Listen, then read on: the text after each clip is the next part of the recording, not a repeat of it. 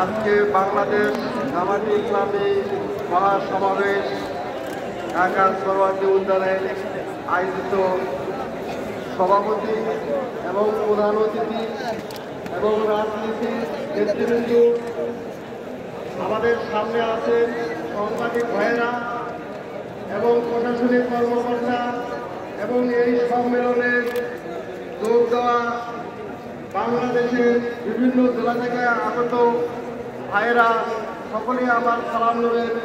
আসসালামু আলাইকুম। আমি আজকে এই সমাবেশে উপস্থিত হয়েছি শুধু একটি দাবি নিয়ে।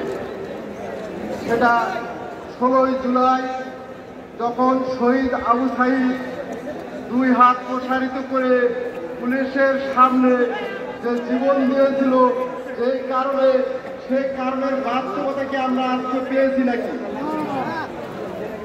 যদি সেই শহীদ ভাইয়ের তার বাস্তবতা যদি আমরা যুগে না পাই, তারা আমরা এই বাস্তবতা আমরা ফিরিয়ে পাই।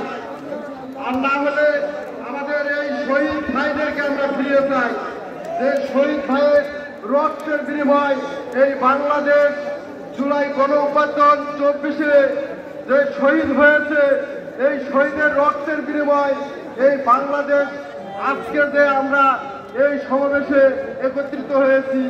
গত 17 বছর এই ফ্যাসিবাদ সরকারের আমলে আমরা কি এরকম সমাবেশ করতে পারছি কিনা?